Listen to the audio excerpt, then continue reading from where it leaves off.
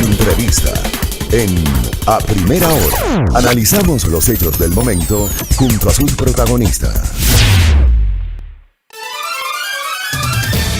Muy bien, 7:07 en la mañana. Gracias por la sintonía. Esto es A Primera Hora por la señal de Majestad Radio.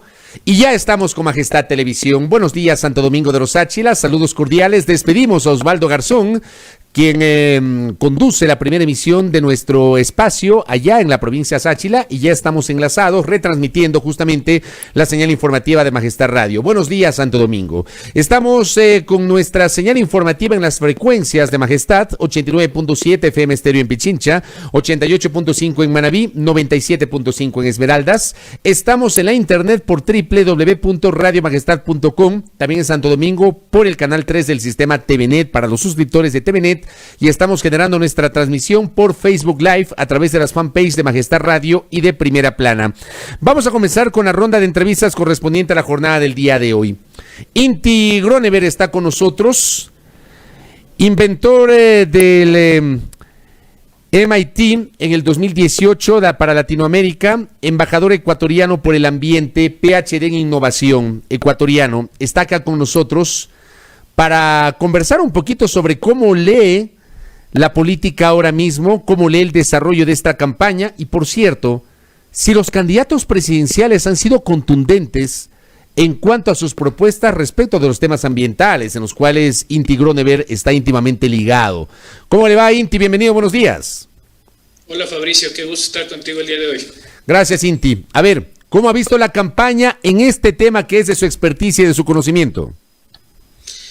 Bueno, es interesante revisar datos de políticas ambientales sobre este tema. Hay una publicación del Observatorio de Políticas Públicas de Guayaquil que hace un análisis de todos los planes de gobierno, un análisis bastante exhaustivo, y busca cuál es el alineamiento de los planes de gobierno en función de la Agenda 2030, de los objetivos ODS. Sacan resultados muy interesantes. El plan de gobierno de Andrés Arauz es el que más se alinea a los objetivos de desarrollo sostenible con un 88%. Luego está el de Javier Herbas con un 78%, Jimena Peña 76%, Guillermo Celi 75%, César Montúfar 72%.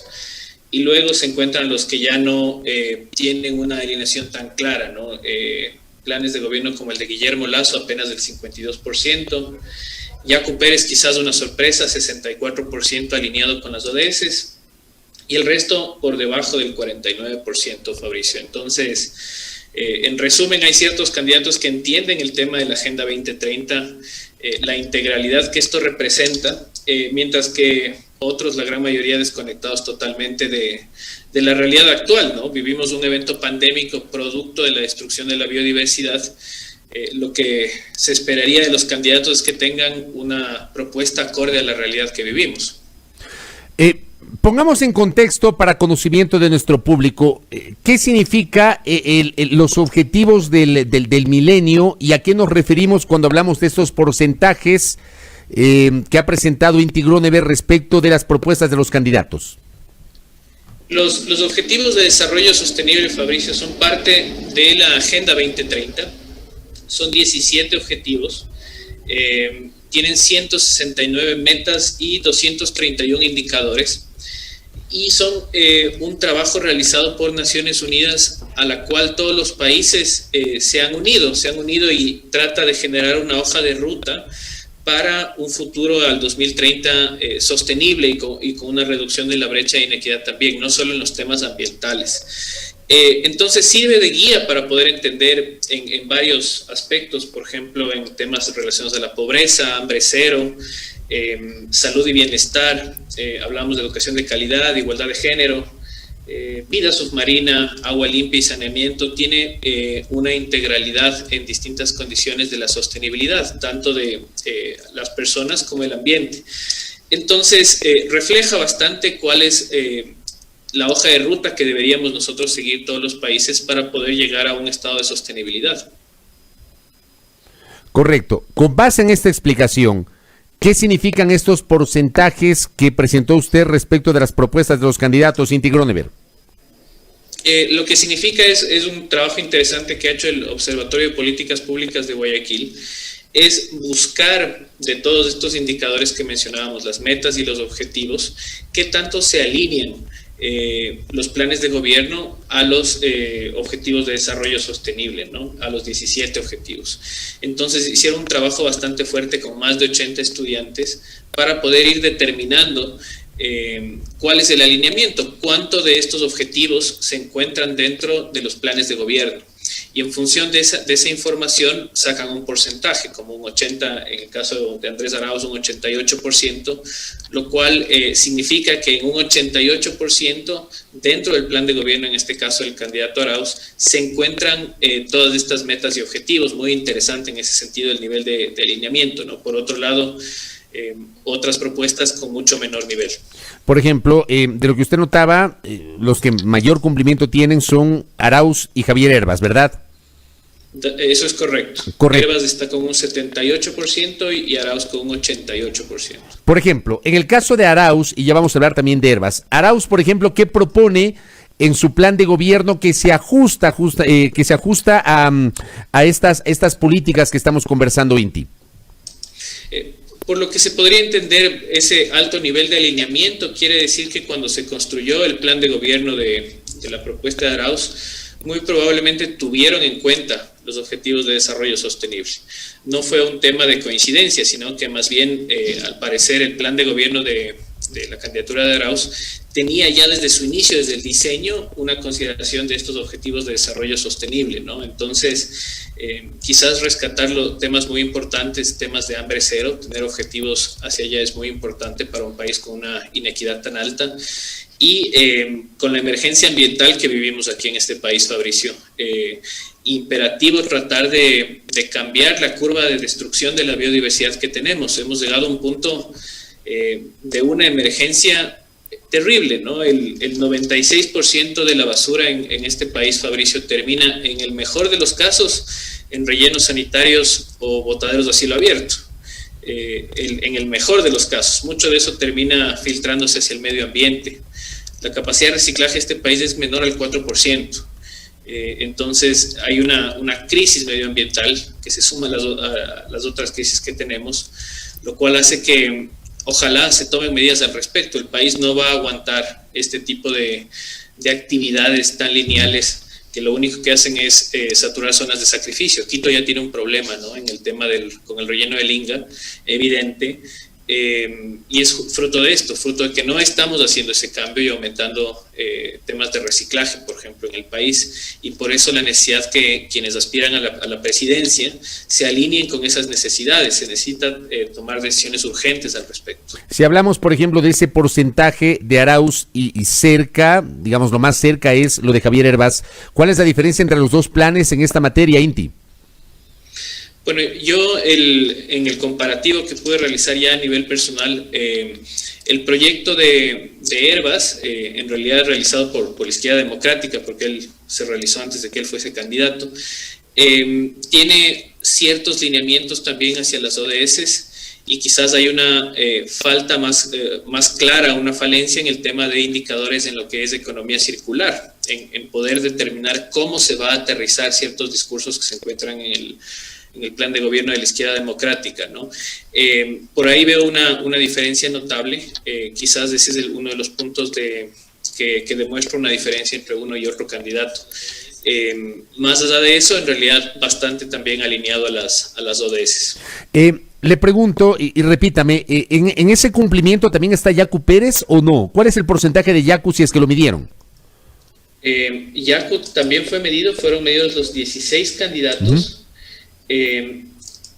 Te confirmo en este momento, es una sorpresa en realidad. Yo pregunto lo de Yacu, perdón, pregunto lo de Yacu por el discurso que tiene Yacu Pérez respecto de los temas ambientales. Por eso me parecería interesante saber cómo está él en estos porcentajes según el Observatorio de Políticas Públicas. 64% de alineamiento, en realidad es bajo. Sorprende pensando que la candidatura de Yacu tiene una cierta relación y empuje hacia los temas medioambientales, pero es apenas el alineamiento con los objetivos de desarrollo sostenibles de apenas del 64%. ¿Y en el caso de Guillermo Lasso? Guillermo Lasso incluso más bajo. El alineamiento es apenas del 52% con los objetivos de desarrollo sostenible.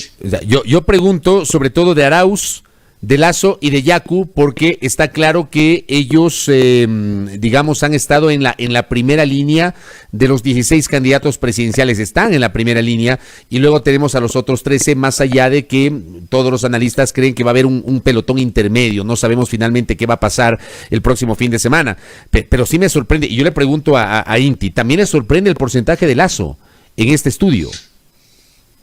Sí, es desafortunado ver que el discurso político no está alineado con la realidad actual, ¿no? El mundo, producto de esta pandemia, cada vez más está apuntando a políticas para mitigar el cambio climático. Está apuntando a políticas para tratar de pasar de una economía lineal hacia una economía circular. Esto se va a volver oportunidad para los países, ¿no? Los países que logren entender estas lógicas e incorporen, por ejemplo, ideas de economía circular en las cuales sus productos de exportación consideren, por ejemplo, una reducción de huella medioambiental, consideren una reducción en el tema de inequidades de pago de precio justo y le vuelvan parte de su marca país. Esto está pasando en países como Costa Rica, por ejemplo, que lo está haciendo bastante bien y así captura nuevos mercados. Mientras todo eso pasa, la realidad es que muchos candidatos no están visualizando hacia dónde están yendo las tendencias globales en este sentido, ¿no? Y puede ser una pérdida importante. Muchos hablan de la generación de empleo. Bueno, si es que vemos las estadísticas, el consumidor externo, y el Ecuador necesita exportar, ya no solo se va a fijar en la costo-eficiencia, cuánto cuesta un producto y cuál es su calidad, se va a fijar cuál es la huella de ese producto, la huella ambiental, y cuál es lo que se conoce como fair trade, el pago justo hacia agricultores, por ejemplo. Entonces, ¿cómo vamos a capturar nuevos mercados? Más allá de la retórica, ya en el plan técnico, si es que no existe un alineamiento a las políticas, por ejemplo, a las ODS de los Objetivos de Desarrollo Sostenible de la Agenda 2030 de Naciones Unidas. Inti Gronever, usted se ha reunido con los candidatos, vi que tuvo un encuentro con Andrés Arauz. ¿En qué consistió ese encuentro? ¿Significa un apoyo suyo a estas propuestas de Andrés Arauz en esta materia, tomando en cuenta estos porcentajes de cumplimiento que nos ha referido? Sí, yo he tenido conversaciones con algunos candidatos a raíz de mi declinación a la candidatura de la ID, y en función de eso, bueno, hemos buscado ciertas coincidencias. Mi objetivo es tratar de aportar. La situación del país, Fabricio, como todos sabemos, es muy compleja. Tenemos ya más del 50% de la población por debajo del umbral de la pobreza y creo que es momento de sumar esfuerzos y colaborar. En esas reuniones, la reunión que tuve con Andrés fue muy interesante. Tenemos bastantes coincidencias. Yo creo que hay que tratar de buscar esos espacios, esos terrenos en los cuales podemos pisar en común. No nos podemos quedar en la retórica de decir colaboremos y no tratar de crear esos espacios. Entonces, con Andrés tenemos mucho alineamiento en temas relacionados a educación superior, ciencia, tecnología e innovación y temas de productividad, que en realidad es mi expertise más cercano, es en temas de productividad.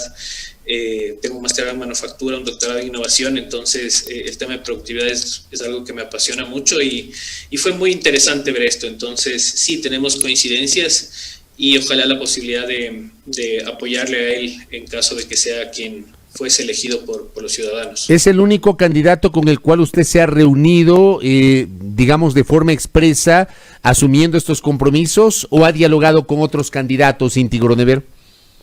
Desde septiembre sí ha habido varias reuniones, Fabricio, bueno, reuniones con grupos de izquierda. Yo soy una persona de visión de izquierda, ¿no? Socialdemocracia.